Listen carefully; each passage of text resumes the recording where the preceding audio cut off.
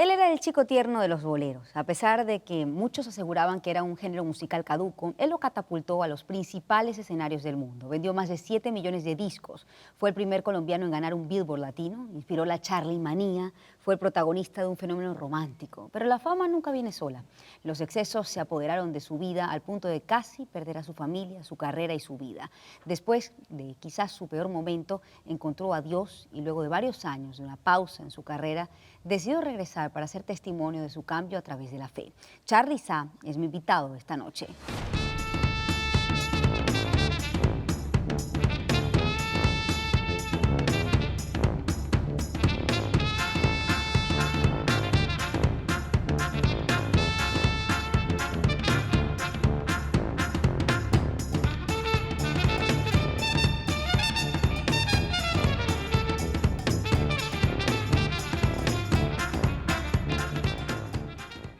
Charly Sá es mi invitado esta noche. Charly, qué gusto tenerte aquí en el estudio. ¿Cómo estás?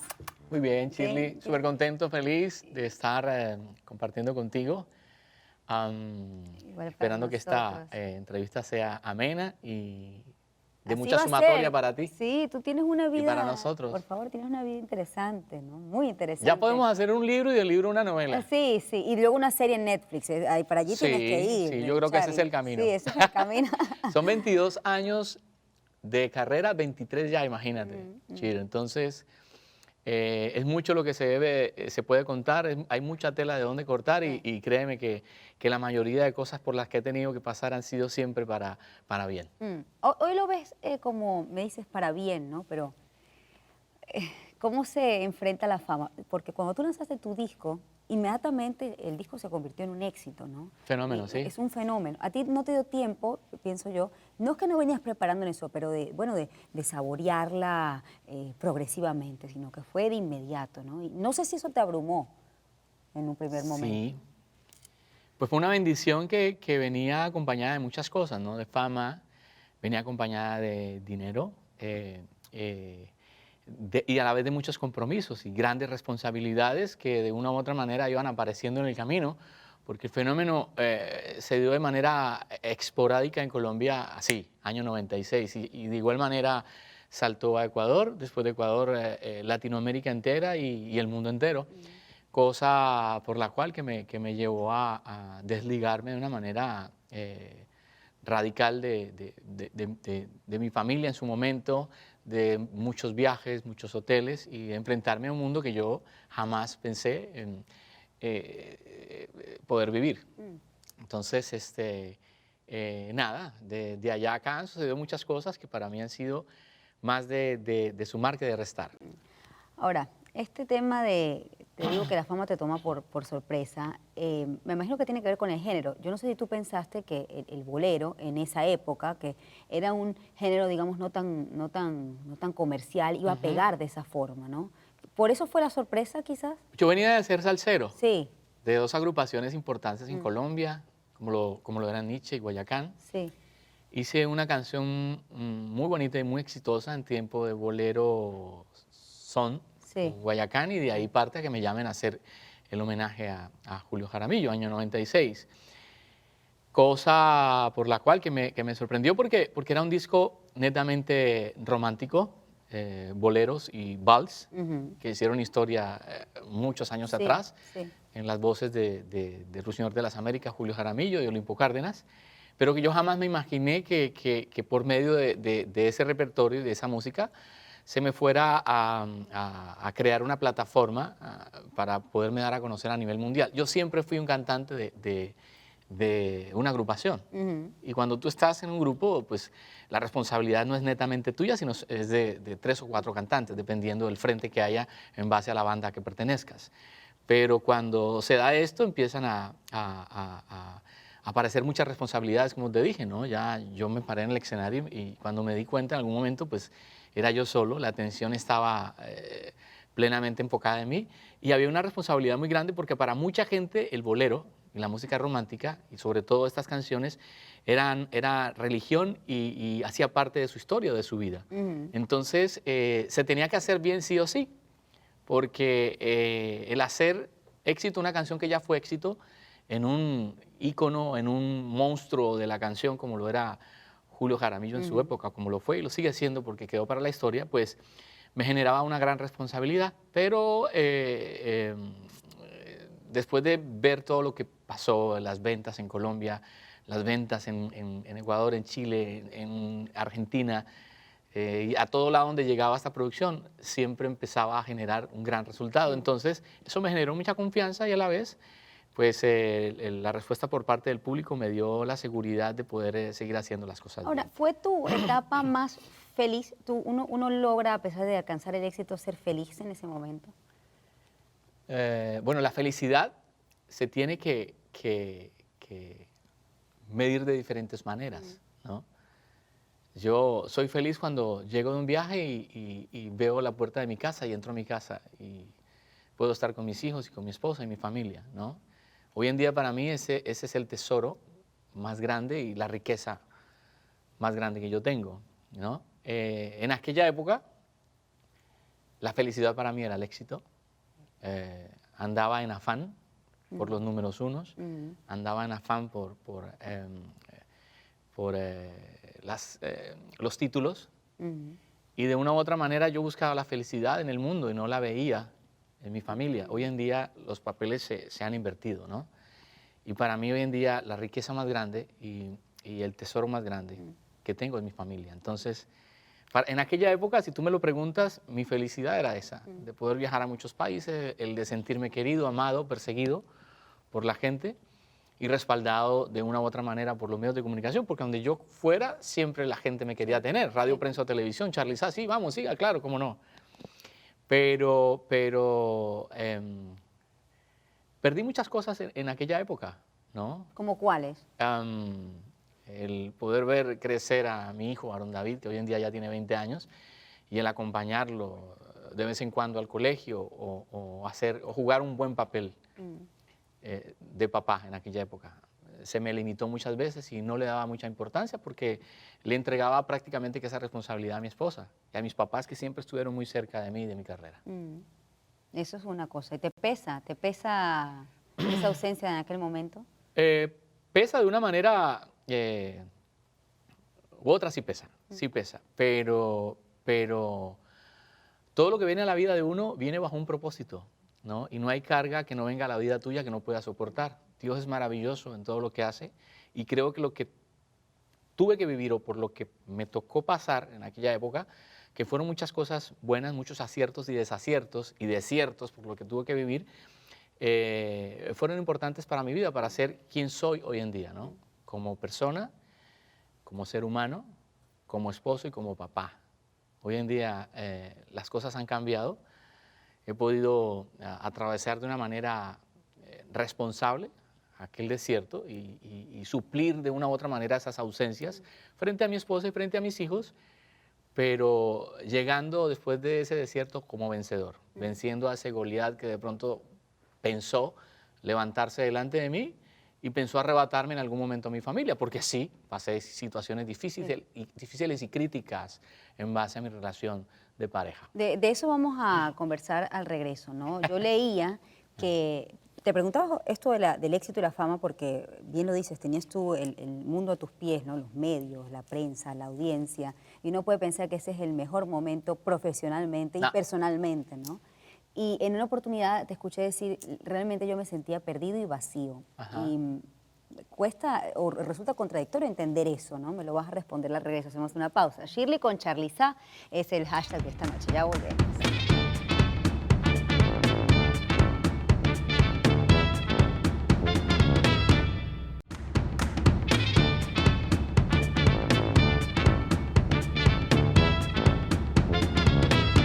Con Charly Sá es el hashtag de esta noche. Usted puede participar en este programa a través de las redes sociales que están en pantalla. A ver, Shirley con Charly. Sí, Shirley con Charly. Oye, me gusta, déjame decirte. Debería ponerlo así.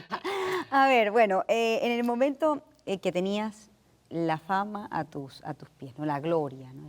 El mejor momento de tu carrera, la época de oro. Te escuché decir de que te sentías vacío y perdido. ¿En qué te perdiste? Bueno, normalmente cuando tú estás en un medio como el nuestro, que es el medio artístico, pones tu confianza y depositas tu confianza en el éxito, la fama y el dinero. Pero al final, después de lograr todas estas cosas, siempre existe o permanece en ti un vacío que no puede ser llenado por absolutamente nada. Si definitivamente la presencia de Dios no está en ti. Y bien lo dice la palabra del Señor, que todo lo que viene de Él te trae riqueza, mas no añade tristeza. Y cuando habla de riqueza en el versículo que te acabo de dar, habla de una riqueza que encierra absolutamente todo, que es esa riqueza que te da la posibilidad de tener dinero, de tener un techo, de tener un vestido, un alimento sobre tu mesa, una familia y un hogar que no se compran con ningún dinero, y salud. Yo creo que lo más importante en esta vida, primero es Dios, segundo la familia, pero después de esto es poder tener salud para poder disfrutar de todas estas cosas.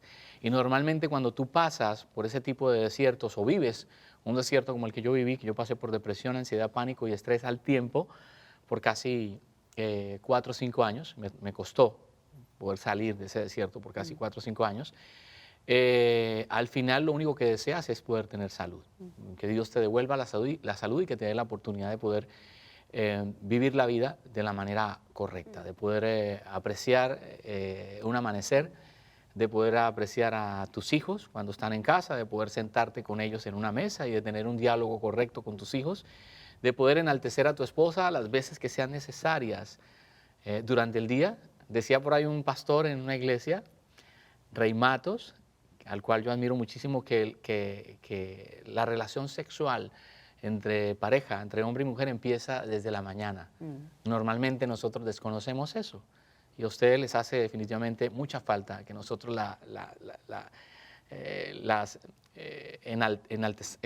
enaltecerlas, cotejarlas y decirle muchas cosas bonitas para que al final de la noche, cuando venga el momento, todo se dé de maravilla, ¿no? Y creo mucho en eso porque lo apliqué, créeme. Me dijiste que estuviste en una situación muy crítica. Sí, A nivel lo apliqué y me dio matrimonial. resultado. Te hablaba de la situación crítica, de la cual me costó mucho salir, pero al final, de la mano con Dios y de la mano con mi familia, logré vencer ese estado de depresión por el que pasé y viví. Fueron casi 5 años. ¿Qué te mantenía o qué te hacía? Entiendo que no hablamos de una tristeza pasajera, ¿no? Ya la depresión es una ya patología, ¿no? Pero algo, hay un detonante, ¿no? ¿Cuál fue el detonante? El desorden a nivel de vida, el desorden a nivel de alimentación, el desorden a nivel de trabajo, el desorden a nivel de licor. A mí me gustaba mucho el licor en aquella época. Y el desorden a nivel de mujeres. Yo era un hombre promiscuo y le fui infiel a mi esposa por muchos años. Y estuve con mujeres ajenas a mi mujer por muchos años. Y todas estas cosas sumadas a la vez generan un detonante gigante, ¿no? Y que te llevan a la depresión, que para mí no es una enfermedad física, sino una enfermedad espiritual, que se debe combatir en lo espiritual. Normalmente cuando la gente desconoce de un ser supremo o de un poder como el que Dios genera, toman el camino de un psiquiatra o un psicólogo para poder levantarse de una depresión, porque creen que es una enfermedad física, pero la depresión no es física, porque no hay ningún tipo de síntoma que se pueda ver, como cuando tú tienes fiebre, dices tienes 38 o 40 de fiebre, sino que es espiritual, es interna. No hay manera de describir la depresión y muchos de los que me están viendo hoy en día por medio de las cámaras que han pasado por un estado igual o están pasando por un estado igual, me entienden a lo que yo me refiero. Cuando lo entendí,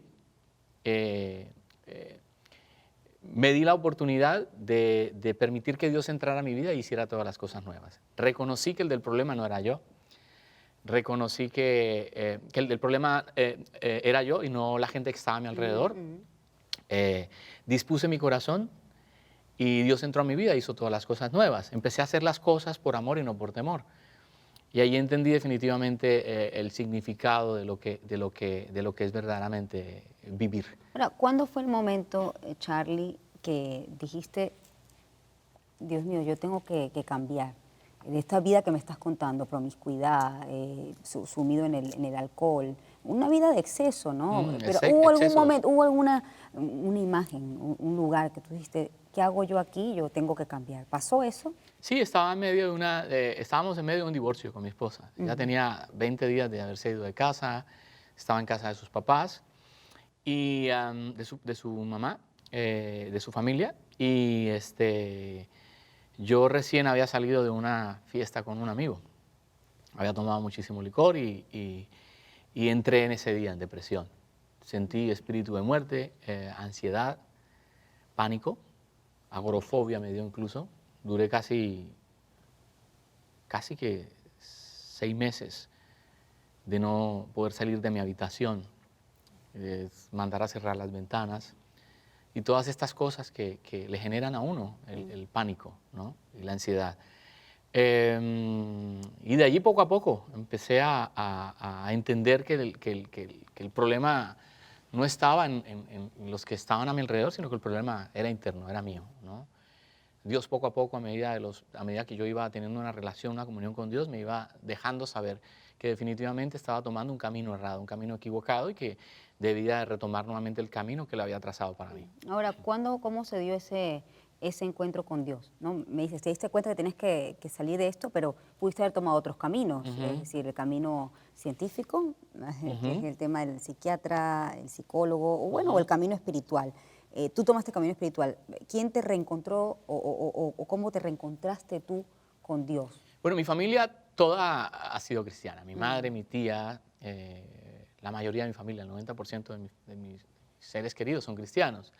Yo en aquella época era crispeto, no era cristiano. Pecaba, rezaba y empataba. Pero al día siguiente de vivir de vivir ese estado de depresión, en su momento yo estaba en una iglesia. Mi mamá me insistió mucho que fuera a la iglesia, que fuera a la iglesia. Mamá, pero ¿cómo me invita ahorita a la iglesia? Yo acabo de acostarme a las 7 u 8 de la mañana con unos amigos, había mujeres en mi vida, aquí, por todo lado, y usted me invita 6 horas después a que vaya a la iglesia. ¿Con qué cara me voy a presentar yo frente a Dios? O frente a mi Señor Jesucristo? No hay manera. Y me insistió tanto y me insistió, me llamó como 8 o 10 veces y ya me dio pena. Y fui a la iglesia y allí en la iglesia fue donde me dio el primer ataque de pánico y de depresión. Y decía el pastor que era el Espíritu Santo que me estaba tomando. Y la prédica se detuvo, vino el pastor, la mamá del pastor, me ungieron con aceite y un mundo de cosas, pero en ese momento yo no creía que era el Espíritu Santo de Dios que me había tomado, sino que me estaba muriendo. Yo pedía que me llevaran urgente a una clínica, a un hospital, porque yo sentía morirme, que se me iba a parar el corazón, hiperventilaba, no regulaba mi respiración y fueron muchas cosas horribles por las que tuve que pasar. Pero al final de todo esto, mi mamá, mi papá, que vivía para aquella época, y mi esposa y mi familia siempre estuvieron allí. Pero de la mano con mi familia siempre había un pastor, que era el que me llevaba la palabra, que era el que me daba doctrina, me ofrecía una buena palabra y entendí que el camino que debía tomar era contrario al que yo quería. Me costó mucho porque yo normalmente para aquella época, estoy hablándote del hombre viejo, yo normalmente dominaba absolutamente todo y yo le encontraba solución a todo y yo tenía el control de todo. Y yo creía poder jugarle a Dios sucio y decir, bueno, yo voy a dejar de tomar por un tiempo, voy a dejar las mujeres por un tiempo, pero cuando ya esté bien vuelvo a lo mismo. Ese era mi sentir y mi pensar. Hasta cuando no pensé conforme a Dios quería que yo pensara, no se fue de mí la depresión. Y esto me pasó a mí, a muchas de las personas que están allí, les puede pasar de una manera diferente. Quieren salir de la depresión, pero no quieren soltar las cosas del mundo. El mundo te ofrece muchas cosas y muchos caminos, Dios te ofrece uno solo. Cuando lo entendí, tomé ese camino. Dice la palabra de Dios que el mundo se vuelva a ti y no tú al mundo. O sea, que el mundo se convierta a lo que eres tú y no tú te conviertas a lo que estamos viviendo hoy en día. Que aquel que se haga amigo del mundo se hace enemigo de Dios. Estamos en el mundo, pero no podemos hacer parte de él. Tenemos que tomar un camino correcto. Tenemos que entender definitivamente que los designios de Dios y los principios que Dios ha puesto allí por escrito en su palabra, en la Biblia, debemos de cumplirlos. Dice la palabra del Señor que Él ama más al obediente que al que hace sacrificios. O sea, yo te estoy hablando basado en lo que he leído y basado en lo que yo he podido conocer de Él. Entonces, cuando Él dice que Él ama más al obediente que al que hace sacrificios, y tú estudias ese versículo, podemos tener 2 horas para hablar, Sí. o 3 o 4 horas para hablar de apenas ese versículo y entender muchas cosas. Ahora, este tema de los excesos está asociado a la forma de vida que escogiste, ¿no? Que puede ser Ujú, la música, la industria, ujú. es una industria compleja, dura, ruda, y bueno, sí hay, uno está rodeado de muchas tentaciones. Entonces tú te acercaste a Dios, dejaste algunas cosas, pero no, Dejé todo. pero no dejaste este camino. El No, no, camino, lo dejé. lo dejaste Yo dejé la música, por un dejé, tiempo, pero lo quería regresaste, dejar. pero No, regresaste. pero quien me obligó fue mi Ajá, esposa. pero eso me lo vas a responder al regreso. ¿Por qué? Porque qué difícil es retomar el camino, ¿no? Y sobre todo el camino de la palabra de Dios Ajá. en un mundo tan difícil como el mundo de Y la tan industria controversial musical, y como tan el que estamos controversial. viviendo. Me lo vas a responder al regreso. Shirley con Charlie Sa. Shirley con Charlie es el hashtag de ¡Es esta la noche. cosa! Ya volvemos.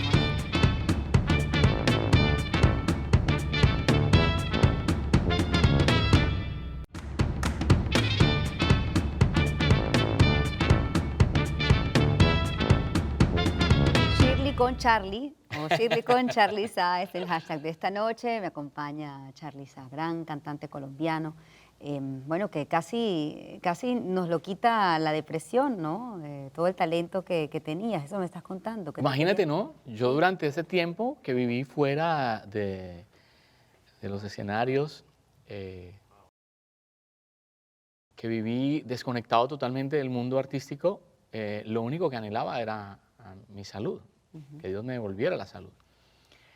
Y no quería volver a hacer absolutamente nada que tuviera que ver con mi carrera, porque en sí, en mi interior, aunque no lo dijera, internamente yo sabía que lo que me había llevado a ese estado por el cual estaba viviendo y pasando tan fuerte había sido mi carrera.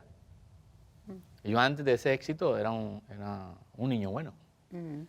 pero definitivamente cuando tú andas suelto de la mano de Dios, son muchas las cosas que vienen a tu vida que tienden al final a dañarte. Pero quien me llevó nuevamente a todo esto fue mi esposa, que me mostraba y que me decía, que la gente preguntaba que dónde estaba, que qué se había hecho, que les hacía falta, y me costó mucho. El primer escenario que fue en Ecuador, pero me costó mucho. Lloré mucho en el camerino. Me dio pánico, un ataque de pánico fuertísimo, y mi papá le tocó abrazarme, mi mamá estaba conmigo, y me dio un ataque de pánico faltando minutos para subir. ¿Y subiste al escenario con un ataque de pánico? Subí, llegué hasta las escaleras, le dije, papá, no puedo, y mi papá me dijo, bueno, inténtalo, hazlo por mí. Sube, que si algo, yo me subo y yo cojo el micrófono y canto. Mi papá tan bello, mi amigo, mi cómplice, me subí al escenario, cogí el micrófono, y cuando canté las primeras frases de esa canción, pareciera que Dios hubiera tronado los dedos y desapareció absolutamente de mí el pánico. Tú me preguntas a mí que cómo, y no te lo puedo explicar. Yo era un hombre que normalmente de 10 palabras, 8 eran groserías. Yo era un hombre que en la semana tenía que tener como mínimo 2 mujeres en mi vida para sentirme bien. Que tenía que tomarme por lo menos una botella de vino en la semana para estar tranquilo. Pero Dios desarraigó de mí estas 3 cosas. ¿Cómo? No me lo preguntes, porque no sé en qué momento empecé a hablar de una manera normal. El deseo de licor desapareció, y el deseo de estar con una mujer ajena a mi mujer desapareció. Y ahí es donde yo veo que la sanidad que Dios trajo a mi vida fue una sanidad genuina, porque el hecho de estar tú enfrentando una vez más todas estas cosas que el mundo te ofrece, y el sentir diferente a como sentía el hombre viejo, ya es ganancia para mí. Es Ahora, un valor gigante para pero mí. en la carrera, decidiste entonces, a pesar de este ataque de pánico, decidiste quedarte, ¿no? Ujú. Tu familia te insistió, pero este sigue siendo un mundo de tentación.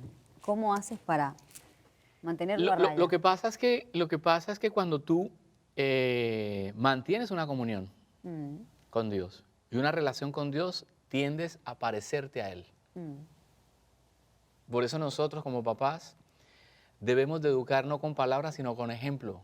Y es lo que Dios ha hecho con nosotros cuando envió a su Hijo Jesucristo a la tierra y murió por nosotros. Nosotros a donde quiera que vayamos debemos de modelar a Jesucristo y de hacer las cosas por amor y no por temor.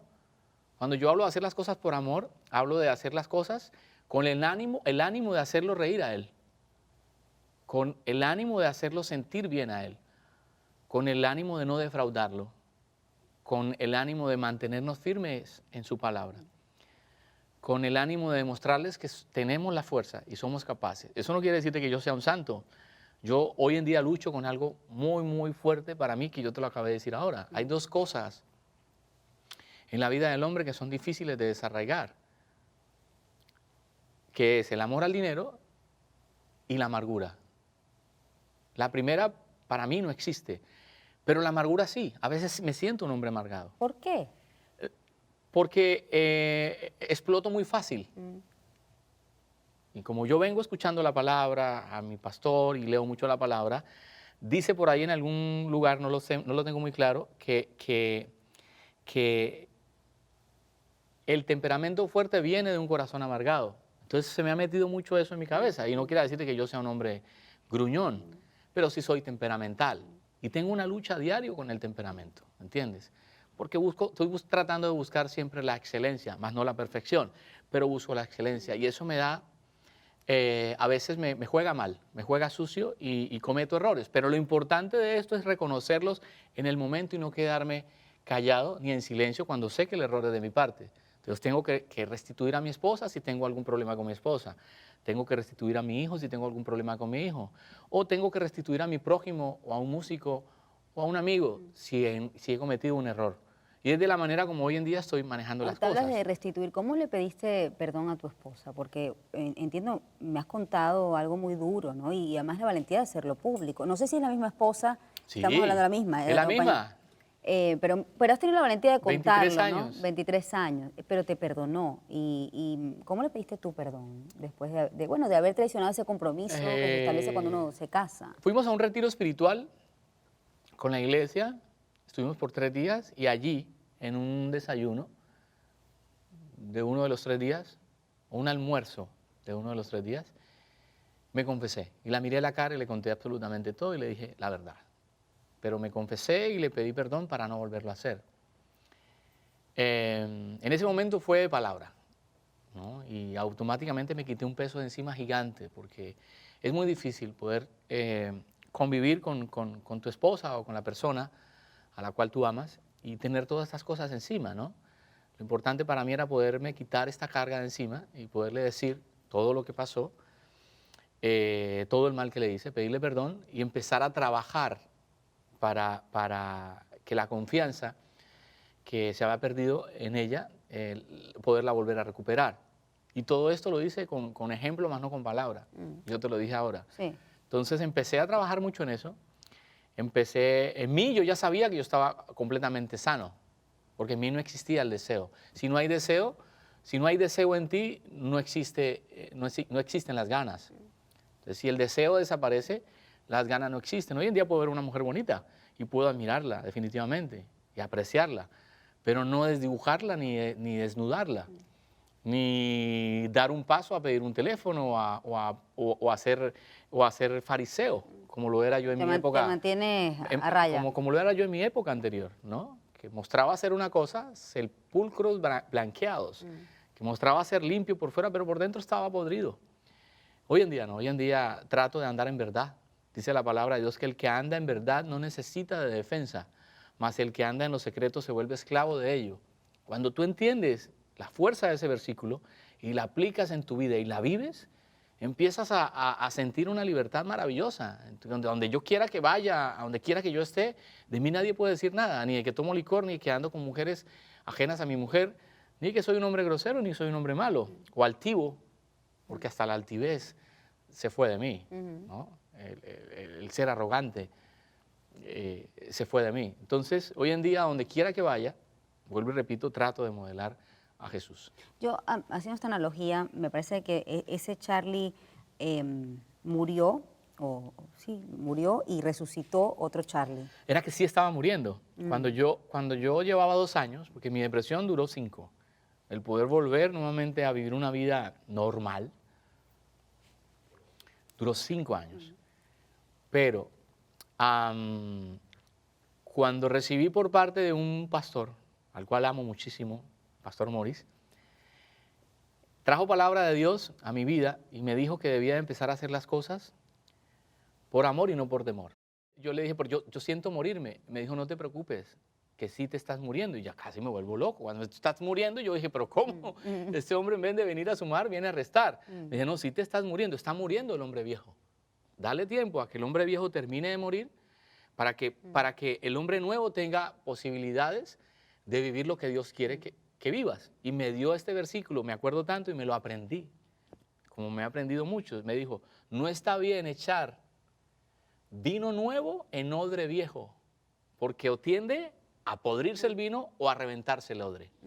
Y lo entendí. Ahora, este Charlie nuevo es un Charlie que se recuerda o vive en la nostalgia de el Charlie pasado. No lo hablo desde el punto de vista personal, ¿no? Sí. Sino sientes que pasar por este proceso tan duro te robó años de carrera, años que pudieron haber sido productivos y eso te hace sentirte nostálgico. Me lo vas a responder al regreso y me vas a contar tus nuevos proyectos también. Shirley con Charlie o Shirley con Charly, el hashtag de esta noche. Ya volvemos. Chévere.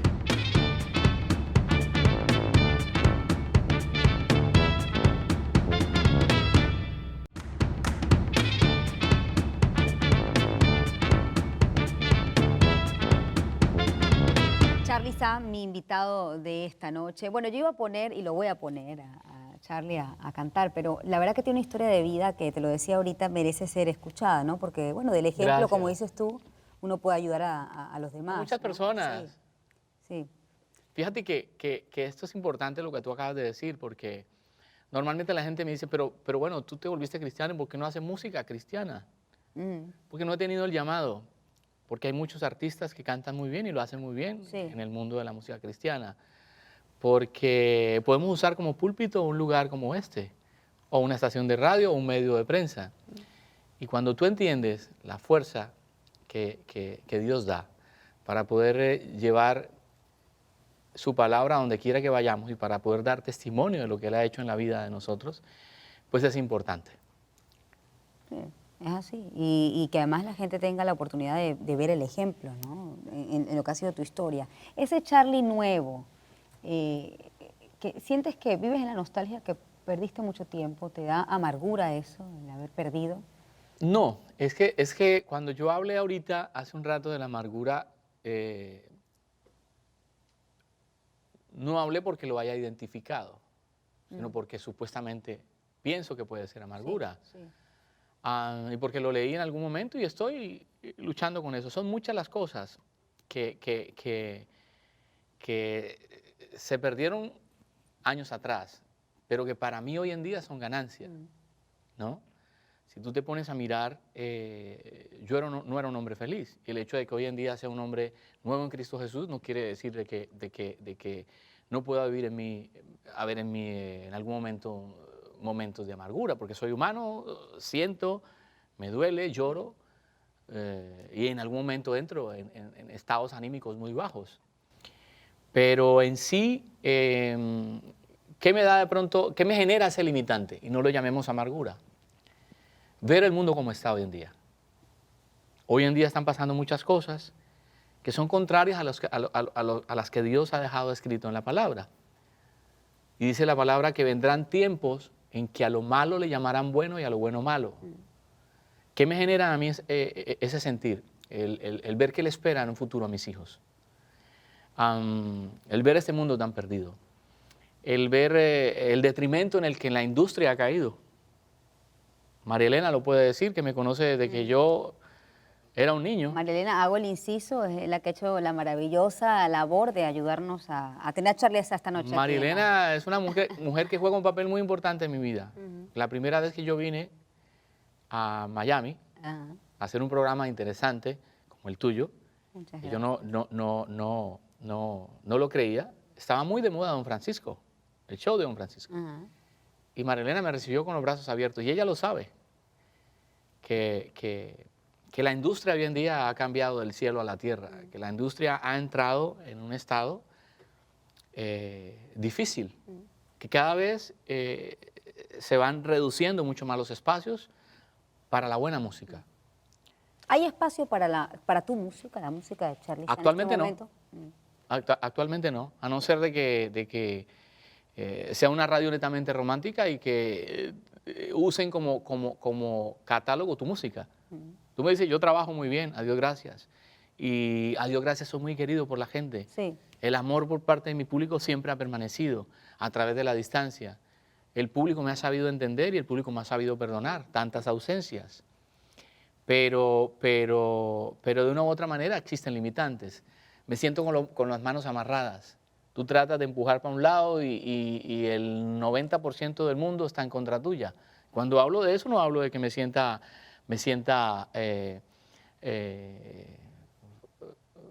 frustrado en general, porque cada vez que tengo oportunidad de poder hacer las cosas bien, pues las hago como las estoy haciendo aquí, dando un testimonio de vida Sí. y ayudando a muchas personas que están allá detrás de tus cámaras. Pero al final sí necesitamos de hacer mucha bulla, necesitamos de apuntar al blanco todos y de tomar un mismo camino. Mira lo que está pasando hoy en día en Venezuela y lo hablábamos ahora extra micrófonos y extra cámaras.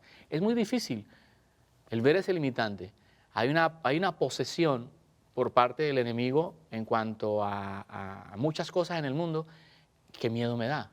¿Me entiendes? Porque los gobiernos no están haciendo nada por el pueblo. La industria no está haciendo nada para poderle dejar buena música a nuestros hijos. Dime, de 15 años para acá, ¿qué le podemos dejar a nuestros hijos? ¿Qué pueden escuchar nuestros hijos de aquí a 20 años?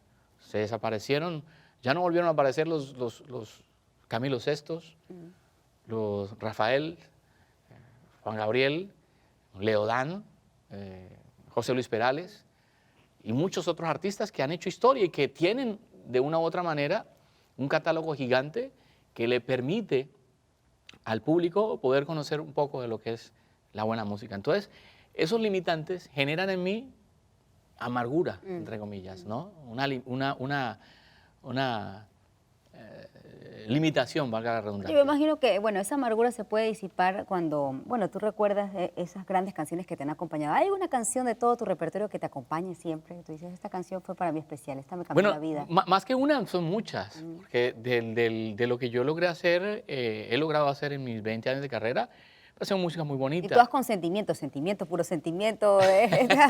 Bueno, el primer álbum, Sentimiento, segundo, Un Segundo Sentimiento, el tercero, Ciego de Amor. Y luego puro sentimiento. Puro Sentimiento, Ajá. de Un Solo Sentimiento, Ajá. luego de Bohemia, en otro tiempo, con un disco de salsa que hice, después Mi Mejor Regalo, un álbum que hice en tiempo de bachata, y ahora Celebración, que es el álbum que hice en México con varios artistas invitados. Pero sí hay canciones que juegan un papel importante en mi vida. ¿Cómo cuál? Y me cantas, por favor. Por ejemplo, Nuestro Juramento, que es una canción que no puede faltar en ninguno de mis conciertos y que se la dediqué a mi esposa. A ver, cántame un pedazo. No puedo verte triste porque me mata tu carita de pena, mi dulce amor. Ay, me duele tanto el llanto que tú derramas, que se llena de angustia mi corazón. Wow. Bueno, eso está muy presente en tu vida, ¿no? Fíjate que no solamente en mi vida y en la vida de mi esposa, sino en la vida de muchos, Sí. de los que en este momento nos están viendo, ¿no? Es una canción, un juramento de amor precioso. Tiene más de 60 años de haber sido escrita y es una canción que no puede faltar en ninguno de mis conciertos. Si yo hago un concierto y no canto Nuestro Juramento, es como si no hubiera llegado yo al escenario. O al igual que muchas de las canciones que hacen parte de mi carrera Bueno, y de mi catálogo. Al regreso vamos a cantar no la canción que es más especial para ti, sino la que crees que está en el corazón y en la memoria del público? ¿Qué crees tú que definitivamente te dio la fama internacional? Me lo vas a responder a regreso. Hacemos una Perfecto. pausa, Shirley, con Charly Sa. Ya volvemos.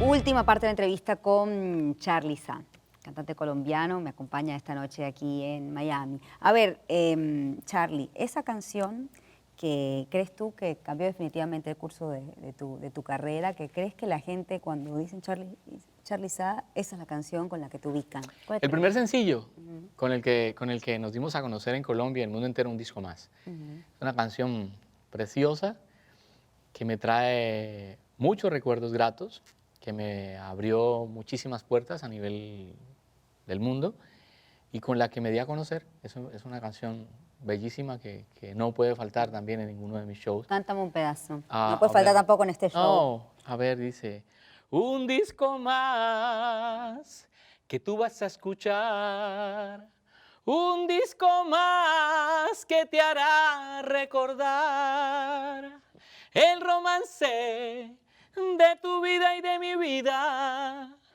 donde hallé la fe perdida que no habrá de recordar. Y si lo bailas, piensa en mí. Y si lo cantas, piensa en mí. Que aunque tú tengas un amor ya florecido, jamás te habrá querido. Ay, cuál te quiero a ti. Algo así, ¿no? Wow. Maravilloso, maravilloso. Bueno, fíjate que tienes en este último tiempo una prueba que también te puso Dios en la vida, ¿no? Que fue esto que le ocurrió a tu hija, ¿no? Que estaba en este colegio en Parkland. En Parkland. Sí, lo que fue... Stoneman Douglas. Sí, y ella estuvo incluso, entiendo yo, en el salón donde entró el tirador, ¿no? El muchacho que bueno, mató... ¿Dónde terminó? Sí, donde terminó y que asesinó a varios Al compañeros. maestro de ella, que Sí, estaba en la correcto, puertita. que protegió a tu hija, ¿no? Sí. Quisiera que en ese momento, tú que eres un fiel creyente de Dios, ¿qué pensaste? ¿Te aferraste a Él? ¿Le preguntaste por qué te... La verdad, yo me encontraba cortándome el cabello en ese mismo instante que me escribió mi esposa y entré como en shock. Me paré de la silla, todo trasquilado, mal cortado, me monté en mi camioneta y me fui a lo que daba la camioneta sin mirar lo que permitía la vía, 35 o 40, no sé a cuánto me fui. Casi que al llegar al colegio no se podía, me tocó dar la vuelta gigante porque estaba cerrada la escuela de la niña como a 2 o 3 millas alrededor. Veía muchos helicópteros, veía muchas ambulancias, mucha policía y no entendía qué estaba pasando porque recién había llegado de Colombia. Tenía 6 meses de haber llegado de Colombia. Normalmente cuando tú dejas a tu hijo o a tu hija a la puerta de la escuela, tú crees o sientes que están seguros. Para mí no, para mí en ese momento no era así. Yo, pero ¿cómo? Si están en la escuela, pero es que el tirador está en la escuela y está matando a muchos niños. Entonces, mi esposa me decía todo esto y entré como en shock. Pero a la vez también sentía que mi corazón estaba siendo sostenido por 2 manos gigantes y no entré en desesperación. Sí estaba preocupado, pero no entré en desesperación. Para mí fue una prueba fuertísima. Fui hasta la casa, recogí a mi esposa, recogí a mi hijo mayor y esperamos a que le dieran la salida a la niña. Estábamos entre una y otra, de una u otra manera, un poco tranquilos porque ella nos estaba texteando. Ella tenía el celular en sus manos y nos texteaba. No podía llamar porque no se permitía o corría un riesgo si llamaba. Y ella les dijo, usted está el tirador aquí adentro. No, ella nos dijo a nosotros que ella, es más, hay un mensaje que nos envió de audio cuando antes de empezar a textear nos envió muchos mensajes de audio. Y yo en algún momento le dije a mi amor, a mi esposa, le dije, dile que no mande más mensajes de audio, que no hable, que se quede en silencio, porque puede correr un riesgo. Y mi amor también le mandaba mensajes de audio, entonces para poder escucharlo y en medio de esto todo el mundo haciendo silencio, tratando de esconderse para no dejarse ver del asesino, pues empezó a textear. Y cuando nos mandó algunos mensajes de audio, en los mensajes que nos envió, se escuchaba la voz del maestro y los quejidos del profesor pidiendo auxilio. Estaba agonizando y pidiendo auxilio. Eso me pone mal y me hace Y escuchar la ráfaga también de tiros, disparos. tiros y él, sobre todo, porque el maestro estaba en la puerta del salón de la niña. Él había caído allí, en medio de la puerta, y la puerta quedó abierta, porque no se pudo cerrar, porque él cayó en medio de la puerta y la contrapuerta para cerrarse. El asesino mata al maestro, le dispara y empieza a caminar por medio del pasillo a donde están los otros salones que estaban cerrados y empieza a disparar a las puertas y por las ventanas. Y ahí alcanzó a herir a muchos niños más y de ahí ya se desaparece. Y como a las 2 horas ya, o 3 horas, rescatan la niña a sus amiguitos. Dentro del salón estaba ya con 15 niños más. Eran 16 niños los que habían allí, incluido mi hija. Y nada, fue una situación bien difícil. La niña nos contó que lo único que ella hizo fue orar y decirle a Dios de que la hiciera invisible. Señor, hazme invisible ante el enemigo y no permitas que nada me pase. Hazme invisible ante el enemigo. Y fíjate que su oración y la oración nuestra dio resultado porque la puerta quedó abierta y el tipo fácilmente había podido entrar y darse cuenta de que los niños estaban allí. 16 niños, haber podido matar a los 16 niños. Dentro de esos a mi hija. Pero al final nos dimos cuenta de que la presencia de Dios estuvo con nosotros y el favor de Dios siempre nos acompaña. Empezamos a preguntarle en medio de todo esto, después de ya tenerla en casa, que por qué a nosotros, o sea, por qué nos pasaba a nosotros este tipo de cosas y por qué vino esa bendición a nuestra vida. Normalmente tú le reclamas a Dios y le confrontas cuando viene algo malo a tu vida. Lo confrontas y ¿por qué a mí? ¿Por qué yo? Y Señor, y si yo soy bueno, si yo soy X, pero cuando nos pasan cosas buenas, cuando vivimos situaciones de bendición, nunca lo confrontamos y nunca le hablamos y nunca le preguntamos. Empezamos a preguntarle y por medio de una prédica Dios le habló a mi esposa y le dijo el Señor por medio de un versículo que dice, en vano vela la guardia si la presencia de Dios no está en ella. En vano vela la guardia si la presencia de Dios no está en ella. Yo creo que a nosotros nos libró el Señor de pasar por una situación difícil y de perder a nuestra hija.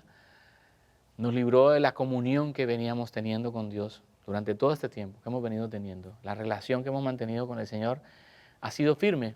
Y después yo leí un versículo en medio de todo esto que Él me regaló que decía, si permaneces en mí, dice el Señor, si permaneces en mí y mis palabras permanecen en ti, pide lo que quiera y se os dará. Yo un día antes de la masacre de Parkland, ahí, el colegio de la niña, le pedí al Señor de que no fuera a permitir que a mi vida viniera la muerte de ninguno de mis hijos. ¿Y por qué le pedí yo eso al Señor en ese día? Porque a mi tío en Colombia le habían matado a un niño, a su hijo mayor de 21 años, le metieron un tiro en la frente y lo mataron en el parque del barrio donde él vivía. Un niño juicioso, un niño que estaba haciendo una carrera militar y un niño que jamás pensamos se fuera a morir de esa manera. Estaba con otro niño, parece ser que el niño, el amigo de él, tenía problemas con uno de una pandilla y llegaron ahí, cuando iban a matar al otro, mataron al primo mío, creyendo que era el escolta del otro muchacho que estaba allí. Y hace 8 días había pasado, y yo un día antes de la masacre, le pedí a Dios de que no permitiera que yo pasara por una situación así, porque yo, Señor, no soy capaz de soportarlo. Yo no lo soportaría. Dale la paz y dale la tranquilidad a mi tío para que su corazón sea confortado y pueda pasar rápido este desierto. Al día siguiente viene el tiroteo. ¿Cómo ha abordado esta situación ustedes en casa y tu hija? Porque está el temor, ¿no? Sobre todo el temor de luego el regreso. Porque, bueno, regresa a una misma escuela. Fue Esto es difícil. una situación que se ha repetido en distintos colegios o liceos en Estados Unidos. Hay una legislación, diría yo, precaria o negada con relación a este tema. Y bueno, parece que la situación, al menos desde el punto de vista legislativo, no se ha podido solucionar. No cambia. No cambia y no va a cambiar porque es un negocio para la gente. Pero al final sí, a la niña le costó mucho volver.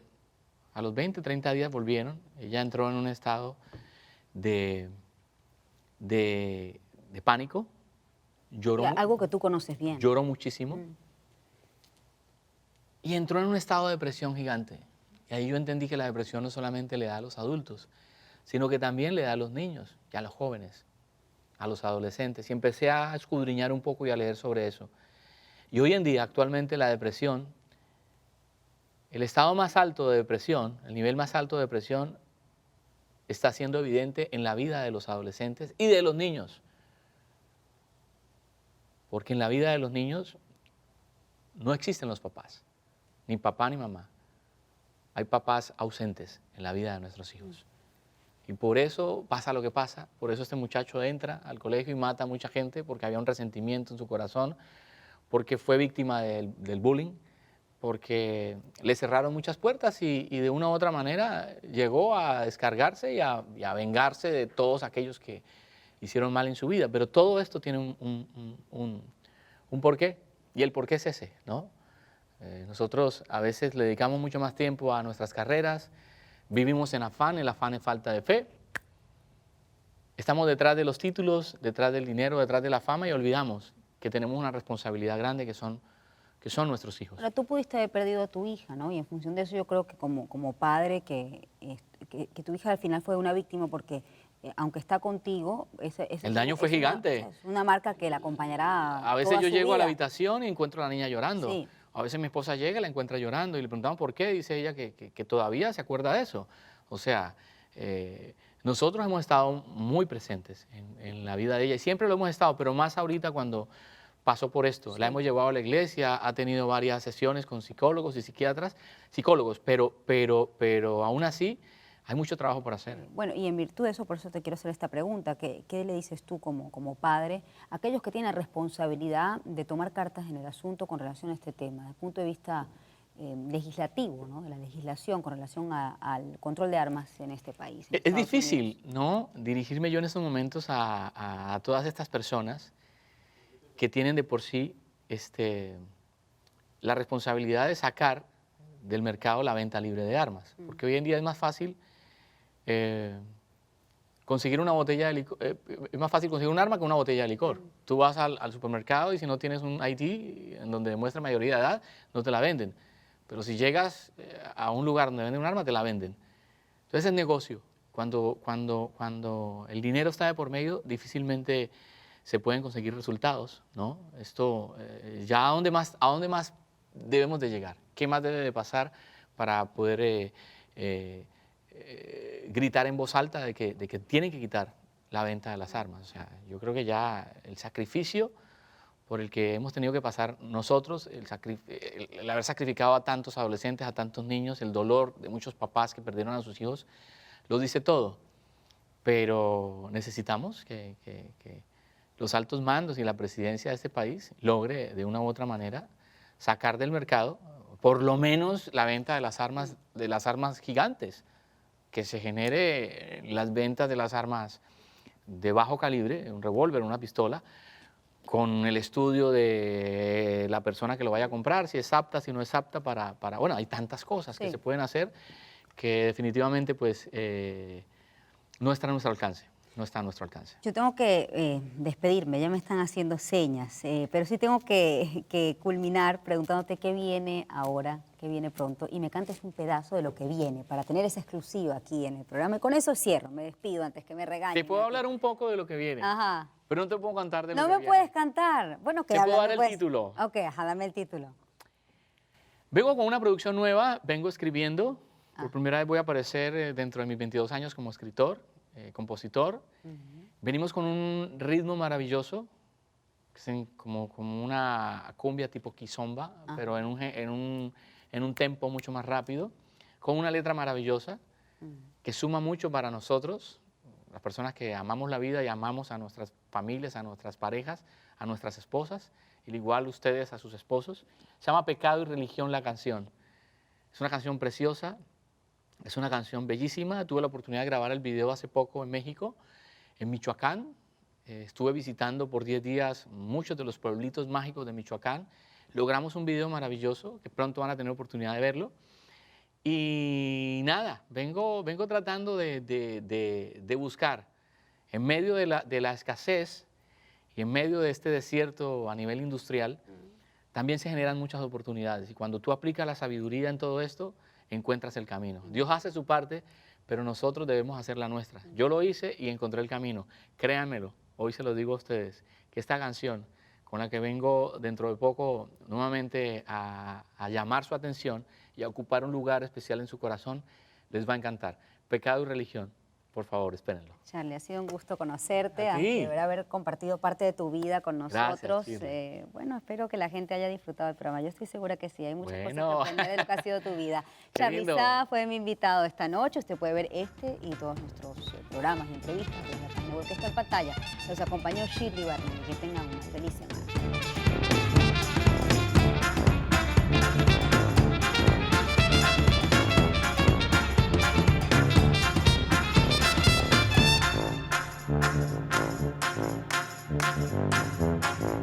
Thank you.